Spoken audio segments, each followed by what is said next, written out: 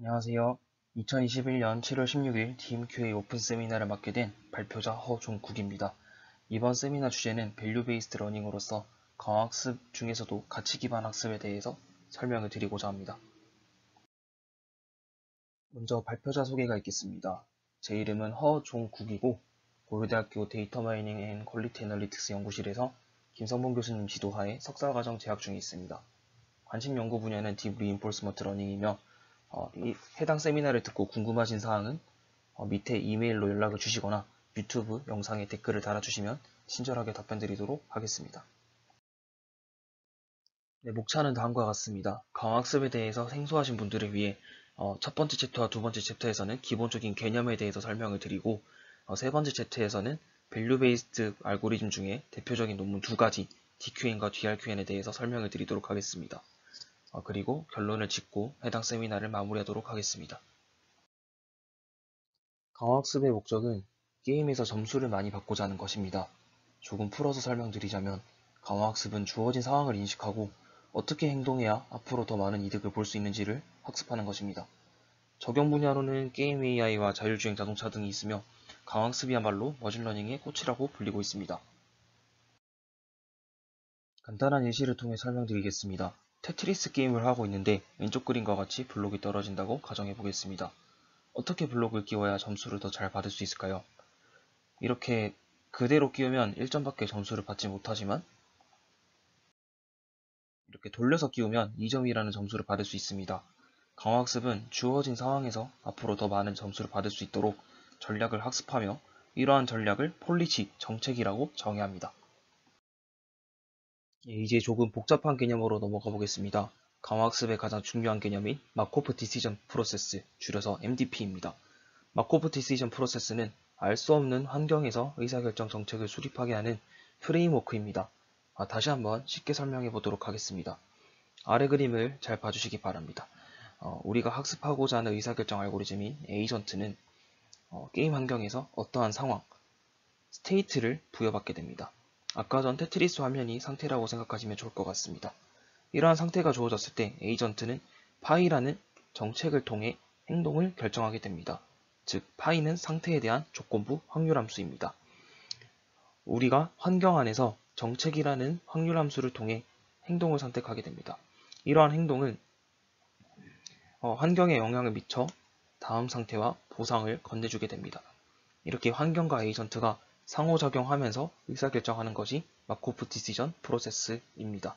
MDP는 다음과 같이 상태 집합, 행동 집합, 다음 상태로 넘어갈 전이 확률, 보상, 감쇄율로 이루어져 있으며 감쇄율은 지금 예시에서는 표시되어 있지 않지만 뒤에서 자세히 설명드리도록 하겠습니다. 이렇게 환경과 에이전트가 상태를 받고 행동하여 다음 상태를 받는 이 한 차례의 과정을 경험, 즉 익스페리언스라고 얘기를 하며 이러한 경험의 집합을 에피소드, 즉 완전한 게임 한 판이라고 정의합니다. 테트리스를 통해 한번 예시를 들도록 하겠습니다. 다음과 같이 노란색 블록이 떨어지는 상황, 스테이트가 있다고 가정을 해보겠습니다. 이때 저희는 해당 스테이트에 대한 조건부 확률함수 파이를 통해 어떠한 블록을 어떻게 돌려서 어디에 끼울지를 결정을 하게 되고 이러한 결정을 통해 저희는 다음과 같이 빨간색 박스로 블록을 돌려서 끼운다고 가정해 보겠습니다. 그렇게 되면은 저희는 보상 2점을 받게 되고 다시 한번 빨간색 블록이 이번에 떨어진다라는 다음 상태를 받게 됩니다. 이렇게 이 한 차례 과정을 저희는 익스페리언스라고 얘기를 하며 이때 폴리시 파이, 스테이트에 대한 액션의 조건부 확률함수는 저희가 학습할 수 있는 파라미터로 이루어져 있지만 전이 확률은 저희가 학습할 수 없는 확률함수입니다. 실제 오픈AI에서 제공하는 두 가지 환경인 카트폴과 브레이크아웃을 통해 설명을 드리도록 하겠습니다. 카트폴은 이 움직이는 차량 위에 있는 막대가 떨어지지 않도록 버티는 게임이고 브레이크아웃은 다들 아시다시피 밑에 있는 판을 튀겨서 공을 튀겨서 블록을 깨는 게임입니다. 카트폴 같은 경우 스테이트는 그림은 이렇게 주어져 있지만 실제로는 카트의 위치, 속력, 막대기 각도, 각속도 4가지 값으로 이루어진 튜플을 상태로 주게 되고 이때 저희는 좌우 이동, 둘 중 하나의 액션을 선택해야 됩니다. 리워드는 버틸 때마다 초마다 플러스 1점씩 받게 되고, 브레이크아웃 같은 경우는 단순히 그냥 게임 화면만 주어지게 됩니다. 그리고 이때 액션은 밑에 있는 원판을 좌로 이동할지 우로 이동할지 이 두 가지로 이루어져 있고, 리워드는 게임 블록의 개수라고 생각하시면 되겠습니다. 다음은 가치함수라는 개념입니다. 가치함수는 앞으로 받을 수 있는 누적 보상입니다. 이전 장에서 설명드린 리워드, 이 단기 보상은 실제로 에이전트가 현재 상태에서 행동을 해서 받는 값으로 굉장히 단기적인 이득만을 나타내지만, 가치함수는 미래에 대한 기대치를 나타냅니다. 흔히 나무를 보지 말고 숲을 보라는 말이 있죠. 단기 보상이 하나의 나무라면 누적 보상 GT는 숲이라고 생각하시면 되겠습니다. 가치함수는 그 후에 더 받을 수 있을 것이라 기대되는 보상합인데, 이때 보상합이 발산하는 것을 방지하기 위해서 앞서 설명드리지 못했던 감세율, 감마를 누적해서 곱해서 더하게 됩니다. 이러한 가치함수는 내가 앞으로 얼마나 더 점수를 딸 수 있을 거야를 알려주기 때문에 현재 에이전트가 처한 상황이나 취한 행동이 얼마나 좋은지에 대한 평가를 가능하게 해줍니다. 누적 보상, 가치함수 GT는 현재 시점 T로부터 앞으로 얼마나 더 보상을 받을 수 있는지를 나타내기 때문에 이에 대한 실제 값을 얻기란 어렵습니다. 따라서 저희는 현재 스텝 T에서 이 GT를 추정을 해야 하는데, 이 GT를 추정하는 방식은 크게 두 가지, 상태가치 함수 state value 펑션 V, 그리고 행동가치 함수 action value 펑션 Q라는 게 있습니다. 상태가치 함수는 현재 상태가 주어졌을 때 앞으로 얼마나 점수를 더 받을 수 있을 것인가 나타내주고, 행동가치 함수는 현재 상태에서 이 행동을 취했을 때 앞으로 얼마나 더 점수를 받을 수 있을 것인가를 나타내줍니다. 이 밑에 수식은 현재 시점에서 예측을 한 것은 다음 시점에서 단기적인 보상을 하나 받고 다음 스텝에서 다시 예상을 한 것과 실제로는 기대값이 같다라는 뜻인데, 이 자세한 의미는 뒷페이지에서 다시 한번 설명을 드리도록 하겠습니다. 간단하게 GT와 V와 Q에 대해서 정리를 하자면, GT는 얼마나 점수를 더 받을 수 있을까? 그렇다면 V는 현재 상태에서 얼마나 점수를 더 받을 수 있을까? Q는 현재 상태에서 이 행동을 취하면 얼마나 점수를 더 받을 수 있을까를 나타낸다고 아시면 되겠습니다. 다시 한번 리마인드 시킨다면, GT는 앞으로 더 받을 수 있는 보상, V와 Q는 GT에 대한 추정치, V는 상태에 대한 추정치, Q는 상태와 액션에 대한 추정치인데, 그렇다면 V와 Q의 관계는 무엇일까요? 여기서 파이는 폴리시, 정책, 저희가 어떤 상태가 주어졌을 때 액션을 뽑는 확률함수라고 아까 설명을 드렸습니다. 그렇다면 V는 Q에 대한 기대값입니다.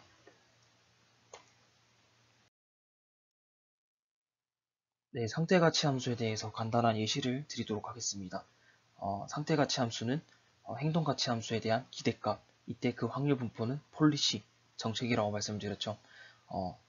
현재 상태 ST라는 상태에 놓여 있을 때 알파라는 폴리시는 70% 확률로 1번, 30% 확률로 2번 액션을 취할 수 있고, 베타라는 폴리시는 40% 확률로 1번, 60% 확률로 2번이라는 액션을 취할 수 있습니다. 그렇다면 이때 알파와 베타 각각의 폴리시에 대한 상태가치 함수 VST는 이 행동가치 함수와 이 확률값들을 곱해서 더하면 되겠습니다. 그렇게 한다면 알파라는 폴리시를 따랐을 때 현재 상태에 대한 상태가치는 550, 그리고 베타를 따랐을 때 상태가치는 마이너스 40이 나오게 됩니다. 이 말뜻은 알파라는 폴리시를 따르게 된다면 앞으로 우리는 550점의 점수를 더 받을 수 있겠지만, 베타라는 폴리시를 따르게 된다면 저희는 마이너스 40점 밖에 받지 못하게 됩니다. 그렇다면 알파라는 폴리시를 따르는 것이 더 좋은 것이라고 생각하시면 되겠습니다. 강학습의 기본적인 개념, 마코프 디시전 프로세스와 벨만 방정식, 상태가치 함수, 행동가치 함수에 대해서 알아보았으니 이제 본격적으로 강학습의 학습 방식에 대해서 설명해 드리도록 하겠습니다. 강학습은 아웃풋에 따른 분류로 하자면 밸류 베이스 러닝, 폴리시 베이스 러닝으로 볼 수 있는데, 밸류 베이스 러닝은 간단하게 설명드리자면 상태라는 인풋을 넣었을 때 아웃풋이 상태가치 함수 또는 행동가치 함수 나오는 것이 밸류 베이스 러닝. 그리고 상태를 넣었을 때 가치 함수가 아니라 폴리시, 이 상태에 대한 어떠한 행동을 취할 것인가에 대한 확률 분포가 나온다면 그것은 폴리시 베이스 러닝이라고 볼 수 있겠습니다. 이 두 가지를 혼합한 액터 크리틱이라는 방식이 존재하는데 해당 세미나에서는 더 이상 언급하지 않도록 하겠습니다. 저희는 오늘 이 두 가지 방법론 중 밸류 베이스 러닝에 대해서 알아볼 예정입니다.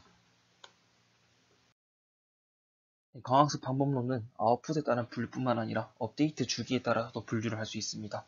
업데이트 주기에 따라서는 게임 한 판이 다 끝나가지고 학습하는 에피소딕 트레이닝 방식인 몬테카를로 방식과 그때그때마다 한 스텝 뒤에 바로 피드백을 주는 익스페리멘탈 트레이닝인 템퍼럴 디퍼런스 TD 러닝 방식이 있습니다.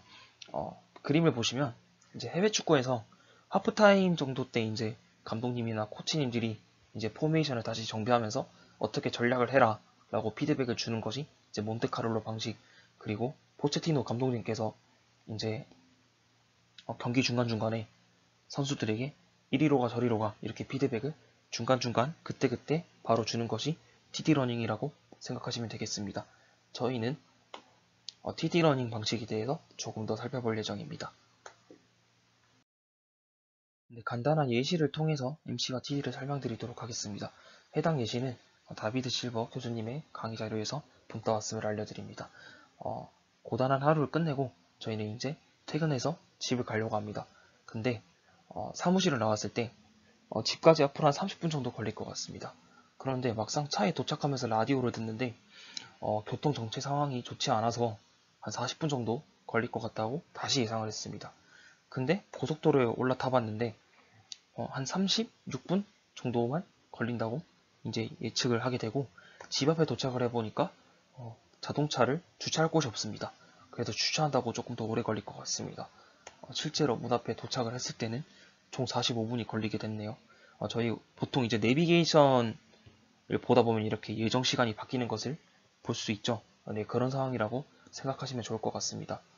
MC 방식은 이렇게 실제로 우리가 집에 도착해서 45분이 되었을 때 실제 값을 가지고 이전의 모든 값을 한 번에 업데이트합니다. TD 방식은 현재 스텝에서 예측을 한 값을 다음 스텝에서 예측한 값으로 업데이트를 해줍니다. 고속도로에 올라탔을 때 36분이 걸릴 거라고 예상을 했으면 자동차에 도착했을 때도 다시 36분으로 업데이트 하는 방식으로 이전 시점의 값을 이후 시점의 값으로 업데이트 해주는 방식이 TD 방식입니다. 이렇게 하게 되면 몬테카를로 방식은 실제 값으로 이제 업데이트를 하기 때문에 바이어스는 없지만 굉장히 변동성이 커서 하이 베리언스를 가지게 되고 템퍼럴 디퍼런스 같은 경우에는 베리언스는 되게 적게 되지만 하이 바이어스를 가진다고 아시면 좋을 것 같습니다. 수식을 통해 설명을 드리자면 MC 방식은 현재 상태 가치 함수 VST를 true value, 실제 게임을 진행을 해서 받은 보상들을 전부 가중합을 해서 GT를 구한 다음 업데이트하는 방식이고, 원스텝 TD 방식, 일반적인 TD 방식은 현재 상태 가치 함수를 한 스텝 뒤에 추정한 가치 함수, 즉 이것을 원스텝 TD 타겟이라 부르는데 이 값으로 업데이트를 합니다. 이에 대한 절충안으로는 n스텝 TD 메소드라고 n스텝 동안은 게임을 진행을 해서 단기 보상을 얻은 다음 n스텝 뒤에 상태 가치 함수를 예측을 해서 이 값을 타깃으로 업데이트하는 방식입니다. 그래서 이제 이러한 GTN 이 값들을 저희는 n스텝 TD 타겟이라고 부르게 됩니다. TD 러닝과 가장 유사한 예제 두 개를 한번 가져와 봤습니다. 왼쪽은 숫자 야구 게임, 그리고 오른쪽은 아키네이터라는 게임인데 아키네이터라는 게임으로 TD 러닝을 한번 묘사해 보겠습니다. 아키네이터는 스무고개와 같은 게임인데 어떤 인물을 예상을 한 다음에 질문에 대한 대답을 하나씩 던져주면은 아키네이터는 내가 어떤 인물을 예상했을지를 맞추게 됩니다. 어떠한 질문에도 대답을 하지 않았을 때는 아키네이터는 예측을 잘하지 못하게 되지만 질문의 대답을 힌트로서 조금씩 주면 줄수록 아키네이터는 괜찮은 예측을 하게 됩니다. 이것처럼 TD 러닝도 RT 플러스 1이라는 실제 누적 보상의 힌트를 일부 투척을 한 다음에 다음 스텝에서 예측을 한 값으로 업데이트를 하면 조금 더 나은 예측이 되지 않을까라는 관점에서 비슷하다고 볼 수 있겠습니다. TD러닝을 묘사하는 그림 한 3가지 정도를 더 준비를 해봤습니다. 저는 영화를 보진 않았는데 인터스텔라에서 미래의 자신이 과거의 자신에게 이제 안 돼 가지마라고 소리치는 장면, 그리고 개인적으로는 3번째 그림에 제일 공감을 많이 하는데 20, 30대 청년들에게 요즘 과거로 돌아간다면 제일 먼저 뭐 할래? 라고 물어본다면 아마 다 비트코인 산다고 대답을 할 겁니다. 이것처럼 미래의 자신이 과거의 자신에게 이제 더 나은 행동을 할 수 있도록 피드백을 주는 것이 TD 방식이라고 생각하시면 좋을 것 같습니다. 아웃풋에 따른 분류, 업데이트 주기에 따른 분류, 그리고 마지막으로 업데이트 방식에 따른 분류로 강화학습 알고리즘을 나눌 수 있습니다. 이러한 방식으로는 온폴리시와 오프폴리시로 나뉠 수 있고, 온폴리시에서는 익스펙티드 살사라는 알고리즘과 오프폴리시에서는 큐러닝이라는 알고리즘이 존재합니다. 온폴리시와 오프폴리시를 나누는 가장 큰 기준은, 온폴리시는 현재 경험을 쌓고 있는 폴리시에서 얻은 데이터만 학습에 사용할 수 있고, 오프폴리시에서는 다른 에피소드나 과거의 자신의 데이터를 재활용할 수 있다는 점입니다. 자세한 사항은 뒷페이지에서 다시 한번 설명해 보도록 하겠습니다. 온폴리시 TD-러닝의 대표적인 알고리즘인 익스펙티드 살사에 대해서 설명해 드리도록 하겠습니다. 익스펙티드 살사는 현재 상태 ST에서 AT라는 행동을 취했을 때의 행동가치 함수 QST-AT를 알파라는 러닝 레이트의 비율로 TD 타겟을 향해 업데이트를 하는 방식인데, 이때 TD 타겟은 액션에 대한 기대값을 통해서 업데이트를 진행하게 됩니다. 근데 이 정책이 업데이트가 되면 상태에 대한 액션의 확률 분포가 바뀌게 되어서 업데이트를 여러 번 할 수가 없습니다. 이게 무슨 말이냐면, 일반적인 딥러닝에서는 타겟 값이 고정되어 있는 반면 강화학습에서는 이 액션에 대한 확률 분포 또한 정책이 업데이트가 되면 확률 분포 자체가 바뀌기 때문에 타깃 값 또한 변동이 일어나게 됩니다. 따라서 한번 업데이트를 사용을 해서 이 확률 분포가 오른쪽과 같이 바뀌게 된다면 타깃 값이 변동이 일어나기 때문에 2번 이상의 업데이트를 실시할 수 없다는 단점이 있습니다. 두 번째는 오프 폴리시 TD-러닝의 대표적인 방식인 큐러닝 방식입니다. 큐러닝은 TD 타깃을 구할 때 익스펙티드 살사와는 다르게 행동에 대한 확률 분포의 기대값이 아닌 행동에 대해서 가장 높은 Q를 주는 값으로 업데이트를 진행하게 됩니다. 이게 무슨 말이냐면, 정책 변화에 상관없이 해당 상태에서 받을 수 있는 보상의 최대값만 고려하게 된다는 뜻입니다. 근데 이게 행동가치 함수가 과다 추정될 수 있다는 단점이 존재하는데, 이게 무슨 말이냐면 95% 확률로 100만원을 받을 수 있는데 1억원 확률, 1% 확률로 1억원을 받겠다 하면은 큐러닝은 1억원이라는 이 확률을 고려하지 않고 1억원이라는 최대값만 보기 때문에 오른쪽의 액션을 선택하게 되는 단점이 있습니다. 근데 일반적인 사람이라면 아마 왼쪽을 선택하게 되겠죠. 이때까지 강화학습의 전반적인 개념에 대해서 알아보았습니다. 이제 밸류 베이스드 알고리즘 논문 2개, DQN과 DRQN에 대해서 설명을 드릴 건데요. 우선은 DQN입니다. DQN은 강화학습을 딥러닝에 접목한 최초의 논문으로서 학습 방식으로는 오프폴리시 TD-러닝인 Q러닝을 사용하게 됩니다.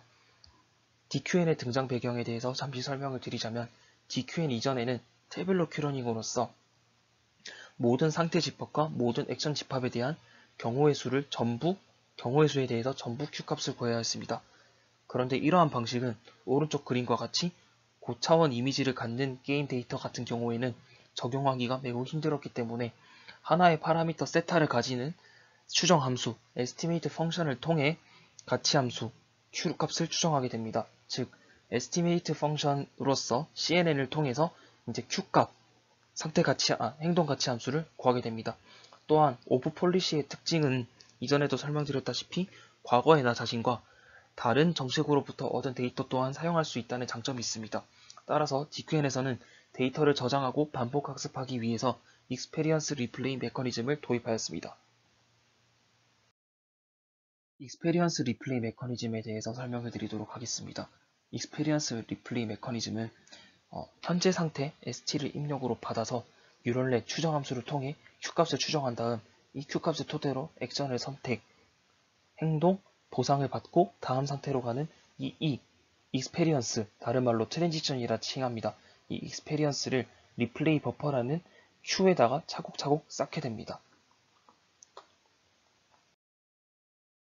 이렇게 경험을 쌓으면서 새로운 경험은 인큐, 오래된 경험은 DQ를 계속 진행하는과 동시에 학습 단계에서는 미니 배치 사이즈만큼 리플레이 버퍼에서 익스페리언스를 무작위 랜덤 샘플링을 실시한 후 큐러닝을 실시합니다. 큐러닝은 단순하게 네트워크에다가 st 플러스 1을 넣고 나온 로직 값에 맥스를 씌워서 보상과 더해서 td 타켓을 구한 다음 MSE 로스를 통해 업데이트를 진행하게 됩니다. 이러한 익스페리언스 리플레이 메커니즘의 장점으로서는 데이터의 효율성 증가 및 샘플 간의 상관성을 제거하여 독립성을 보장하는 것이라고 할 수 있습니다. 기존의 강화학습은 이전 시점의 데이터와 다음 시점의 데이터와 상관성이 매우 높습니다. 하지만 딥러닝에서 높은 성능을 내기 위해서는 모든 학습 데이터가 독립이라는 가정이 충족되어야 되기 때문에 리플레이 버퍼에서 무작위 샘플링을 실시함으로써 데이터 간의 상관성을 깨트려 더욱 좋은 성능을 낼 수 있었다고 저자들은 주장하고 있습니다. 하지만 이런 식으로 학습을 하게 된다면 다음과 같은 세 가지의 문제점이 발생하게 되는데 DQ에는 이 세 가지 문제점을 어떻게 해결해야 하는지에 대해 하나하나 차근차근 설명드리도록 하겠습니다. 첫 번째 문제점입니다. 하나의 프레임만 봐서는 A 전체의 위치나 속도 등을 파악하기 어렵습니다. 이게 무슨 말이냐면 왼쪽 그림과 같이 하나의 화면만 주어졌을 때는 이 해당 공이 위로 가고 있는 건지 아래로 가고 있는 건지 오른쪽으로 가는지 왼쪽으로 가는지 전혀 알 수가 없습니다. DQN에서는 이러한 단점을 극복하기 위해서 상태 ST를 하나의 프레임으로만 설정하는 것이 아니라 현재 프레임으로부터 세 번째 시점 이전까지의 프레임을 모두 스태킹해서 4개의 프레임을 4개의 연속적인 프레임을 하나로 쌓아 인풋으로 쓰게 됩니다. 두 번째 문제점입니다. 기존의 큐러닝 방식에서는 상태 S를 입력으로 받아 Q 값을 추정을 한 다음에 액션을 취할 때 Q 값이 높은 쪽으로 액션을 취하게 되면 이 빨간색 10이라는 값만 계속해서 업데이트되고 이 0이랑 마이너스 5라는 값은 업데이트가 되지 않습니다. 즉 계속 높은 Q를 주는 액션만 업데이트를 하기 때문에 이들에 대한 데이터가 부족해진다는 점입니다. DQN에서는 입실론 그리디 폴리시라는 것을 통해 다양한 행동을 보장한다고 주장하였는데요. 이게 무슨 말이냐면 95%의 확률로는 가장 Q값이 높은 액션을 선택을 하는 것이고 5%의 확률로는 그냥 랜덤한 액션을 선택하는 것입니다. 세 번째 문제점입니다. 파라미터가 바뀌면 타깃값 또한 바뀌기 때문에 학습이 굉장히 불안정적입니다. 따라서 안정적인 학습을 위해 타깃 네트워크를 도입하게 되는데요. 이게 무슨 말이냐면 일반적인 이미지 분류 같은 딥러닝 문제에서는 파라미터를 업데이트한다고 해서 레이블이나 타깃값이 변하지 않습니다. 레이블이나 타깃값은 파라미터 인디펜던트하기 때문입니다. 하지만 강학습에서는 TD 타겟 또한 파라미터를 통해 구해야 하는 추정치이기 때문에 파라미터가 동일한 네트워크를 통해 업데이트가 되면은 타깃값 또한 변동이 커지게 되므로 학습이 굉장히 불안정해지게 됩니다. 따라서 안정적인 학습을 위해 일정 시간 동안 가중치를 고정시킨 타깃 네트워크를 통해 TD 타겟을 구하게 됩니다.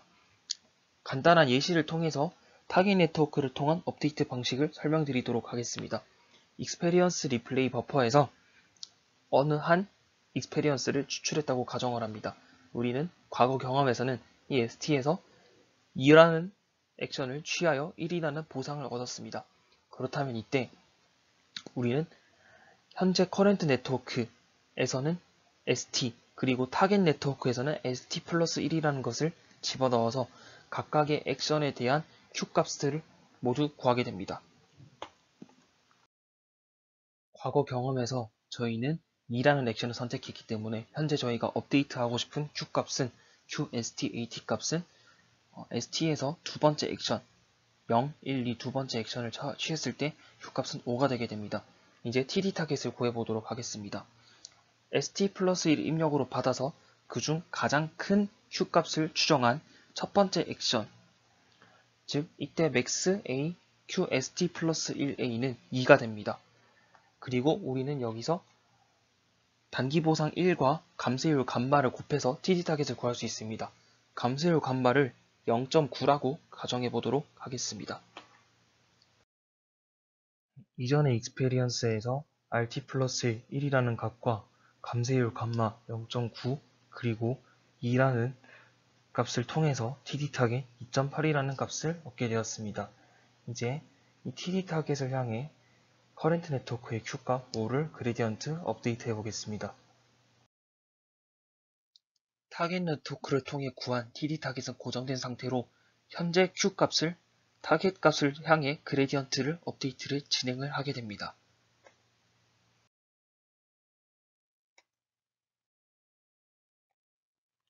토탈 프로세스에 대해서 다시 한번 설명을 드리도록 하겠습니다. DQ에는 4개의 프레임을 합쳐 상태로 입력을 받게 됩니다. 그리고 커런트 네트워크, 다른 말로 이벨렛이라고 부르는데 이를 통해 각각의 행동에 대한 행동가치 함수 Q값의 추정치를 얻게 됩니다. 그리고 여기서 입실론 그리디 폴리시를 통해서 95% 확률로는 가장 높은 Q를 주는 액션을 혹은 랜덤한 액션을 선택을 함으로써 다양한 경험을 실시하게 됩니다. 그리고 우리는 다음 상태 ST 플러스 1과 단기 보상 RT 플러스 1을 받게 됩니다. 이것을 하나의 익스페리언스로 봅니다. 해당 익스페리언스를 리플레이 버퍼 Q에 저장을 합니다. 그리고 미니 배치 사이즈만큼 리플레이 버퍼에서 샘플링을 하여서 커런트 네트워크 그리고 타깃 네트워크와 함께 현재 상태의 Q값 그리고 다음 상태의 Q값을 구해서 TD 타겟을 구하게 됩니다. 그리고 그레디언트 업데이트를 진행을 하여 Q값을 업데이트 하게 됩니다. 다음은 DRQN입니다. DRQN은 기본적으로 POMTP라는 것을 가정하게 되는데요. 이것은 실제로 우리가 보는 것은 상태가 아니라 관측치라는 것입니다. 그렇다면 상태랑 관측치가 뭐가 다른 것이냐? 아까 DQN에서도 설명을 드렸다시피 여기 왼쪽 그림을 보면 이 공이 어디로 가는 것인지 속도나 방향을 전혀 알 수가 없습니다. 실제 상태는 이러한 속도와 방향을 모두 고려한 것이 상태이며 우리는 이 짧은 스냅샷 하나만을 관측치로서 보게 된다는 것입니다. 두 번째 예시는 오른쪽 그림을 보시면 다음과 같이 미로를 빠져나가는 게임에서 우리는 현재 이 모든 미로에 맵이 전부 다 주어진다면 이것은 상태로 볼 수 있겠지만 실제 게임의 프레임이 이 정도만 주어져 있다면 이것은 observation이 되는 것입니다. 따라서 DRQN은 이러한 POMDP, Partially Observable MDP 과정에서 DQN을 사용하기 위해서 LSTM을 도입하게 됩니다. DRQN의 논문에서는 기존의 DQN이 4개의 프레임을 병합함으로써 POMDP 과정을 극복하고 MDP에 가까워진다고 서술하였습니다. DRQN에서는 이렇게 프레임을 스태킹하지 않고 LSTM을 사용해 POMDP 상황을 극복하고자 하였습니다. 왼쪽이 DQN이고 오른쪽이 DRQN인데 DQN은 다음과 같이 하나의 상태를 입력으로 받을 때 4개의 프레임을 스태킹을 하여 4개의 채널을 가진 인풋을 컨볼루션 하나에 태웠다면 DRQN은 각각의 프레임을 하나씩 컨볼루션에 태워서 LSTM 셀을 통과한 다음 마지막 LSTM 셀로부터 Q값을 구하게 되는 것입니다. 저자들은 DRQN이 항상 DQN을 뛰어넘는 성능을 보인다고 기대하지 않았습니다. 왜냐하면 DQN 또한 프레임 스태킹을 통해서 이제 POMTP 과정을 극복했다고 서술하기 때문입니다. 간단한 실험 결과 2개만 이제 보여드리도록 하겠습니다. 하나는 프로스트바이트, 하나는 빔라이더라는 게임에 대해서 DQN과 DRQN의 성능을 비교한 것인데 프로스트바이트라는 게임에서는 DRQN이 높은 성능을 보인 반면 빔라이더라는 게임에서는 DQN에 비해서 훨씬 더 못난 성능을 보여주고 있습니다. 첫 번째 그림, 이 그림이 프로스트바이트, 두 번째 그림이 빔라이더라는 그림인데 간단히 개인적으로 생각을 해봤는데 프로스트바이트는 이 움직이는 얼음 빙판 사이를 에이전트가 가로질러서 점프를 해가면서 여기 위에 있는 이글루에 도달하는 게임입니다. 이때 이 빙판의 이동 속도, 이동 방향 같은 거를 LSTM이 더 잘 잡아주지 않나 라고 개인적으로 생각을 하였습니다.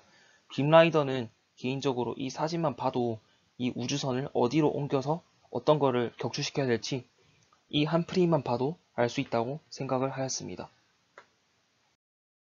다음 실험 결과는 DRQN이 프레임의 일부 손실에도 성능의 하락이 DQN보다 적음을 보여주는 사례입니다. 이게 무슨 말이냐면 DRQN과 DQN을 둘 다 모든 프레임을 보여주는 게임에서 학습을 시킨 다음 깜빡깜빡 거리는 게임에서 테스팅을 했을 경우 DRQN의 성능 하락이 DQN보다 조금 덜 떨어지게 되면서 훨씬 더 로버스트한 성능을 보여주고 있다고 저자들은 서술합니다. 네, 결론입니다. 강화학습은 미래에 대한 누적 보상을 최대화하는 것이며 누적 보상을 추정치로 구하는 것이 목적입니다. 누적 보상을 추정치로 어떻게 구하느냐? 상태가치 함수 V 그리고 행동가치 함수 Q로 구할 수 있습니다. 하지만 수많은 상태와 행동에 대한 조합에 대해 일일이 추정치를 따로 구할 수 없으니 추정함수로서 뉴럴 네트워크를 사용하는 방식을 공부하였습니다. 추정함수의 학습 방식으로는 금일 세미나에서는 TD 방식의 오프 폴리시 방식의 DQN과 DRQN에 대해서 공부하였습니다. 이상으로 발표를 마치도록 하였습니다. 해당 세미나를 준비하면서 도움을 얻었던 논문과 사이트 그리고 GitHub 코드를 참조하였습니다. 그리고 더 읽어볼 만한 논문과 사이트 코드들 또한 참조하였으니 관심 있으신 분들은 찾아보시면 좋을 것 같습니다.